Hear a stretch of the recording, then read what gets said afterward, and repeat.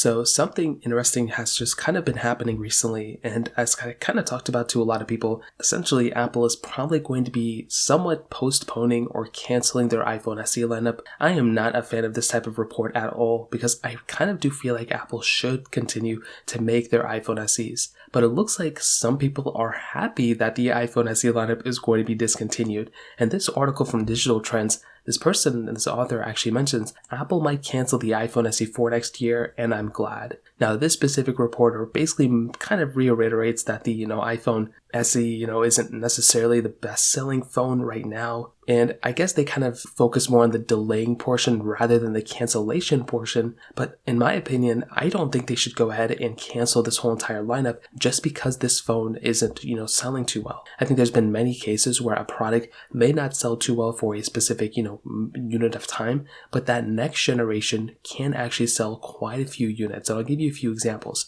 Within iPhones, I mean, there's been many iPhones where people buy, and then the next year they don't really buy too many of them, but over time they end up selling very, very well. The iPhone XR ended up selling really well throughout time because it just ended up getting cheaper and cheaper. The iPhone 11 could be the same exact thing. The only iPhones that notoriously don't sell too well are the Pro models because they're more expensive. So those ones, aren't really topping the list of the most sold iPhones. It's usually the cheaper ones and the mid-tier products that sell fairly well for the most part, and then they sell better throughout time. If you take a look at some other industries, I mean, if you look at the Nintendo Wii U, that product didn't sell well at all at launch, but the successor of that product sold exceptionally well. So I think Apple could kind of fall in line somewhere in between there too, where the iPhone SE3, they should take some of the blame. They should actually take all of the blame, to be honest. From launch, that product was destined to fail. When you have an iPhone that looks like an iPhone 8 and kind of looks like an iPhone 6, and they are still releasing a product like that in this day and age,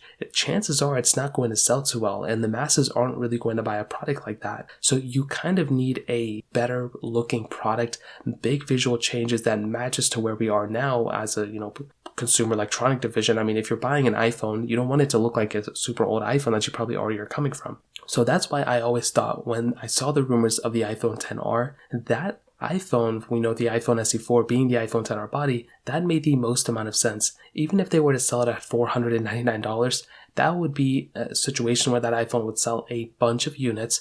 There's a missing price gap from $499 to $599 now, so that would have made a lot of sense. But Apple instead, I don't know, I guess they don't want to take, anyone away from buying the iPhone 14 Pros, so I guess that would have some big of an impact. But they already are selling the iPhone 13 mini and iPhone 12, and they're even selling the iPhone 13s, so I don't see why adding another iPhone SE4 there couldn't help things out, but I guess we're going to have to wait and see what happens. If you have any other thoughts or questions, please let me know in the comment section below. Hit the like button, that would mean so much, but definitely hit that subscribe button. More importantly than everything else, I love every single one of you guys. Hopefully I'll catch you guys in the next video. Peace out till then.